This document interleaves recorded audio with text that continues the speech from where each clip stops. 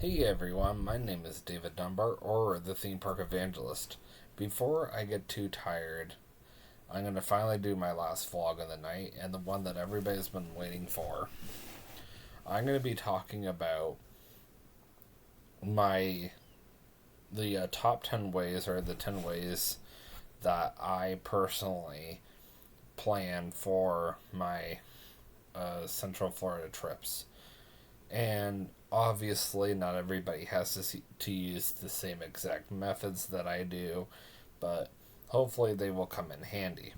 But I can already definitely tell I'm getting tired, but I was like, ugh, I gotta get this done tonight, so I'm gonna do it. Just had a lot on my mind today, but anyhow. So, the very first thing that I do, no matter what, every single year, roughly 5 to 6 months before I go on the trip, I typically buy my plane ticket about that time. Typically, if I go by myself, I will buy a plane ticket because there's no sense of me driving. If I'm driving, I don't worry about flying. I discovered that from last year, so I decided, well, if my brother and I go to this wedding in September, then I'm going to drive again. Because there really is no sense flying down. Even with the price of gas the way it is, I still would rather drive down, to be honest. It would just be a lot easier.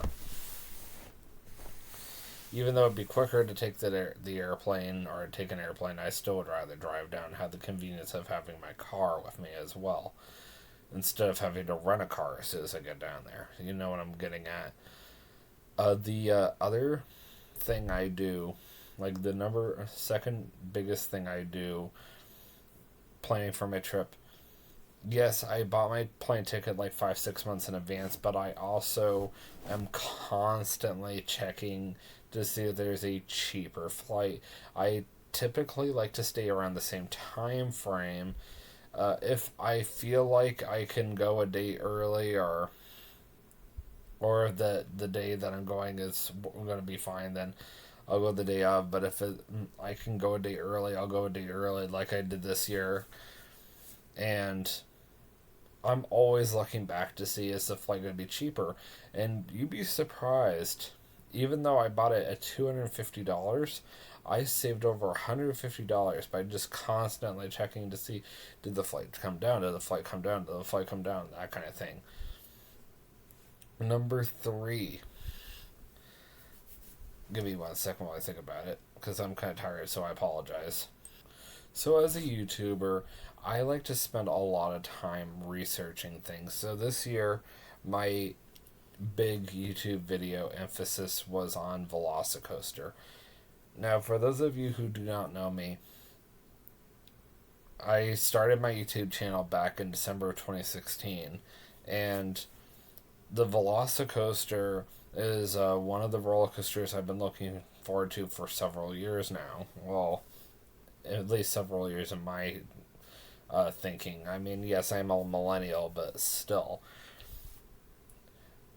So, if I'm not mistaken, the Velocicoaster first started construction about 2017, 2018. We'll go 2018. So, I've been doing research on this every single year, constantly for the past 4 years straight, give or take. And I finally got a chance to ride on it. So I did the single rider and I got on the roller coaster. I did the very back row. I absolutely loved it. It was incredible. I pray and hope I get to do it again in September. I'll have to let my cousin Ryan know I'm coming back as soon as I find out more details about who's coming and who's not coming. And then I can arrange for us to go to Universal again. Maybe my dad will want to do Disney one day. So who knows? We might be able to head up some Central Florida theme parks while we're down there. But the point is, when I go down to Central Florida, I always like to do all kinds of research. Which reminds me, the biggest difference, and I'll discuss this more in my sequel, the biggest difference between vlogging here in Kentucky, also the Ohio area, versus in Central Florida, a lot of my vlogs here in the northern Kentucky, Ohio area, tri-state area, back home, and in other words, are all spontaneous. It's just kind of stuff I just kind of think about on spur of the moment. You guys have probably noticed that by now. I have some planning involved with my YouTube channel while I'm up here, but most of my videos are all very spontaneous. When I go down Central Florida, I plan those vlogs out months in advance. That's why I'm always kind of giving everybody some kind of itinerary that I like to follow. Like, here's when I'm going to be vlogging this day. This is when I'm going to be vlogging this day. As everybody knows, for the most part, I do a really good job about sticking to that schedule. I take the Central Florida vlogs very seriously. I like to plan it all out. I like to do a lot of research ahead of time. I like to put a lot of emphasis. Like when I'm at Walt Disney World, for example, I really like to spend a lot of time, more in other words, just going, okay, so this is what's going on. Like the Magic Kingdom, for example, they're doing construction work on the Tron coaster, so I'm going to do a lot of research ahead of time on the Tron coaster, and then I'm going to go down to the Magic Kingdom later on, and I'm going to vlog just the Tron coaster and maybe a little bit of the park, but otherwise my main focus is just going to be on the Tron coaster, and that is where I want everybody to focus all their attention on, if that makes any sense. And that's exactly what I did this year. That was like the only thing I really wanted people to see on my YouTube video. So number 4, and once again I name it. Number 4, as strange as this is, I like to plan every time we go out to eat way in advance. When I'm here in Kentucky, Ohio area, I don't really care as much because of the fact that I'm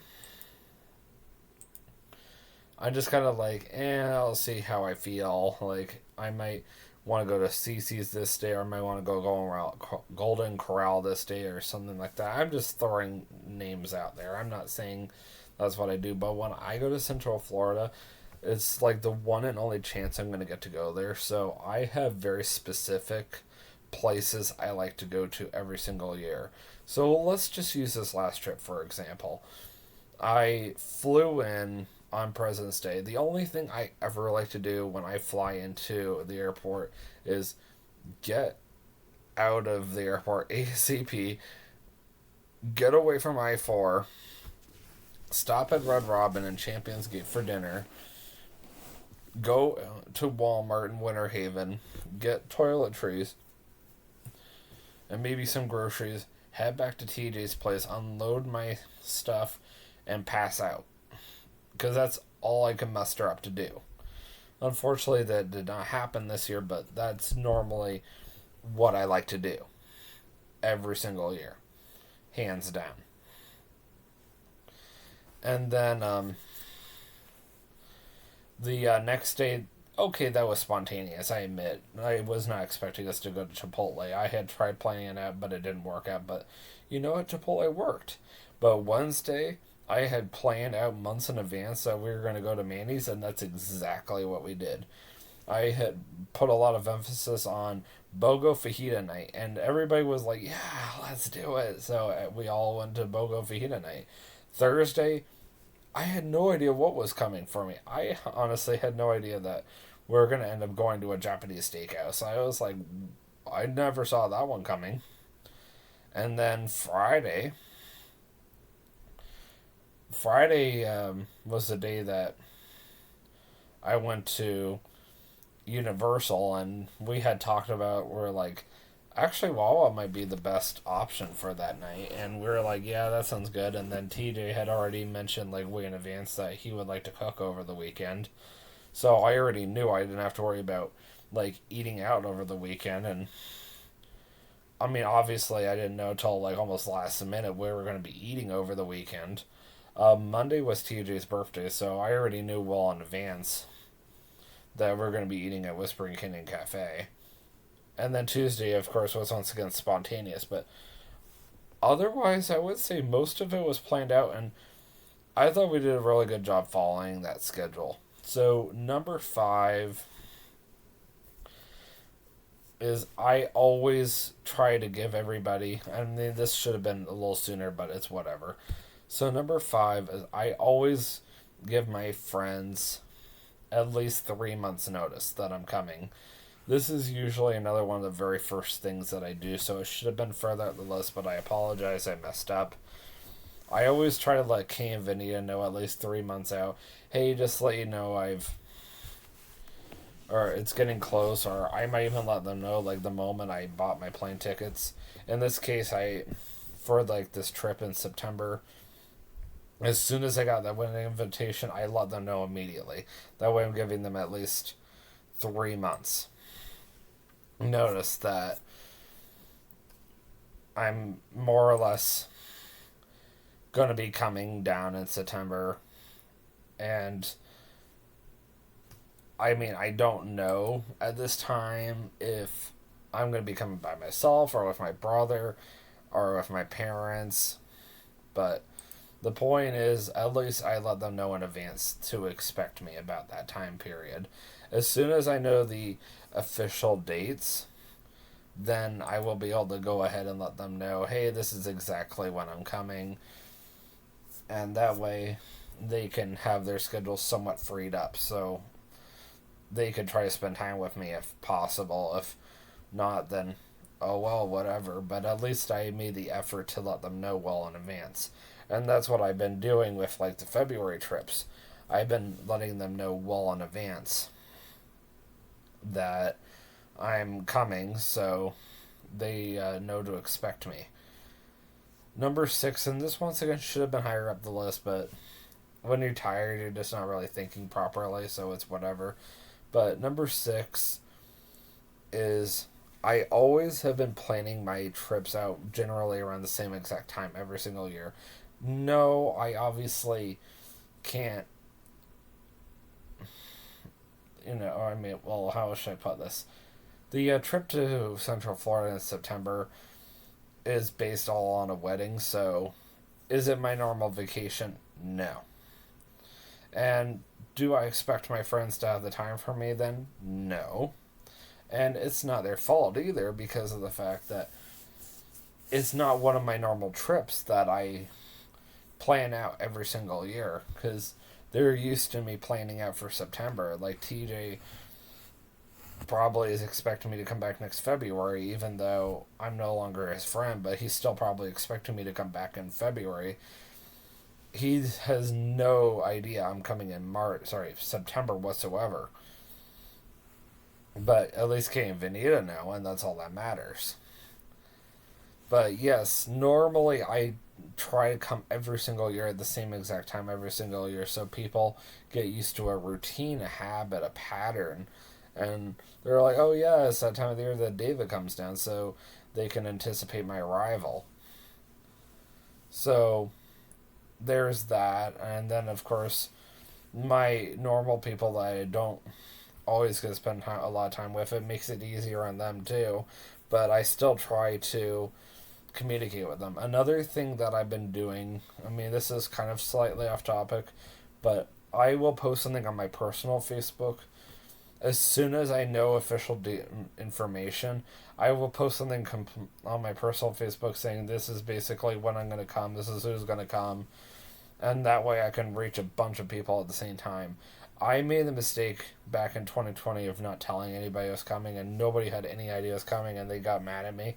So ever since then, I've been letting people know well in advance that I'm coming, because trust me, the last thing you want to do is just show up somewhere, especially somewhere where you're very popular and well liked. It's like if I had moved away from Kentucky and I decided to make a spontaneous trip to Kentucky and didn't tell anybody, they would get mad at me up here because there's a lot of people here that really like me and I'm extremely popular in the area. So yeah, I can understand why I need to let people know in advance so people can, make the time to spend time with me. I couldn't imagine me showing up here and not telling my parents, for example, that I was coming, and my parents found out at the last minute, it wouldn't go very well. And if I didn't hear from my parents, I hear it from my brother. Number 7, then 8 through 10 is actually going to be more common sense kind of things. Number 7 is I always like to let my host know the most in advance. So as soon as I know official details, I'm going to let the Vergaras know that I'm coming because I'm hoping and praying that they will host me. And this time, the entire time, because of the fact that TJ and I are no longer friends, so I wouldn't want to stay with him. Besides, I don't want to sleep in the same house as him and an unmarried woman. I mean, yeah, they'll be married by next year, but right now what they're doing is sinful against God, and I don't support that. So that's another reason why I don't really want to be over there right now. It's just kind of like, that kind of thing. But the Vergaras would be great, so it would be nice to stay with some Christian friends while I'm down there, and they're very loving, supportive, and caring, and they always like to remind me our home is your home, and I'm really glad we reconnected last August, and praying and hoping they'll come back again this year, but you never know. I've always reminded them, always, please come back and visit the Ark again if you really want to. But yeah, it's really nice to let your host know the most in advance. That way, they know, is my house going to be available at that time period? Am I going to even be home? Am I even going to be able to let you stay at my place? Or am I going to have to make you make other arrangements? You have no idea how important it is to let your host know, especially if you're like me and you're tight on money and you're trying to stay with friends because you can't afford to stay in a motel or even a Disney resort, a Universal or Orlando resort. Sometimes you have to go the cheaper route. Yeah, it may not be the most luxurious. No, it may not feel like your typical Central Florida trip, but hey, I don't really care because I still see it as a Central Florida trip. And I go down to Central Florida to go stay in Polk County and see all my friends and go back home basically is what I'm trying to get at. And to me, that is a vacation. Having the odd Central Florida theme park trip here and there is nice, but the most important thing to me is just being able to go back home for a week is more valuable to me than you can possibly even imagine. And it's like if a friend of mine more or less took me back to their home state or their home area. I'm and we were close enough. I'm sure they would probably feel the same exact way. It's like there's nothing like going back home. Like, yeah, Florence is always going to be my home, but my home is always going to be like Wales, where I have spent 14 years of my life. That's a very long time. Ages 11 all the way to age 25. That's a good chunk of my life. But reasons 8 through number 10 are very common sense. 8, of course, is I always like to get to the airport at least well, actually, take that back. I always like to check into my flight exactly 24 hours early, but I would hope and pray that almost everybody does that. Number 9 is I always like to get to the airport at least 2 to 3 hours early. Once again, common sense. I would hope and pray everybody tries to get into the airport a few hours early. That way, you don't have any issues with the TSA or with your luggage for that matter, and that way you don't stand any chance whatsoever of running late to your flight because it's a really really bad thing to do. And then number 10 is, I mean, just me personally, I like to find a nice quiet area, especially if I don't know the airport that well or if it's really busy at the airport. I like to go find a quiet area that I can basically set my personal carry-on bag down at, which is typically my Chromebook that I'm using right now, and whatever else I happen to have in my Chromebook. Usually it's my medication and maybe bed sheets, my passport, and unfortunately that special card that allows you to be able to get into Canada without saying names. So I always like to have that kind of stuff with me when I travel, and so on and so forth. I probably said too much, but at the same time, nobody knows what my Chromebook bag looks like. But if you happen to see me, you kind of have a rough idea of what's in my bag. But I also guard it with my life too, so don't even consider trying to take it from me because it's not going to go very well. And I have no issues getting the TSA involved either. I have a backbone. I'm not afraid to use it. That kind of thing. But I'm also a really nice guy. I'm very approachable, but I can be on the shy side at times. I can be a very quiet guy at times, but I can assure you guys right now, I'm a very friendly person and I'm very easily approachable. But yes, sometimes I do like to have some quiet. Like when I'm at the airport, I like to go get myself a cup of coffee from Starbucks or maybe just an ice cup of ice cold water from Starbucks, and I like to just sit down and just relax, drink my drink, and wait for my flight to arrive. Go use the restroom at least three different times before I get on the flight because the last thing I want to do is have to get up in the middle of the flight and go use the restroom, and then you're trying to get down the hallway and you're like literally about to fall down, and then you're trying to cram yourself in this tiny little lavatory. Yeah, it's a pain in the butt, but you gotta do what you gotta do sometimes, I guess. But that's why I try not to overdo it on drinks whenever I go to the airport, because I'm like, well, I'm about to get on a plane, then they're gonna hand serve me a snack and a drink in the middle of the flight anyhow, so it doesn't really matter any whatsoever. Anyhow, I think I've said quite a bit, but I would strongly encourage you guys to check out my sequel tomorrow.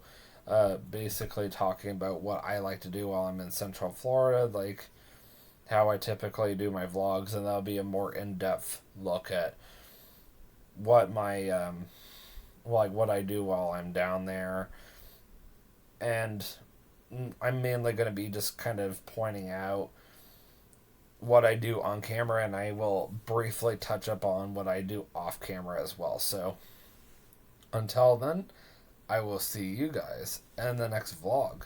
And always remember, you can do all things through Christ who strengthens you. Have a great night. Peace out.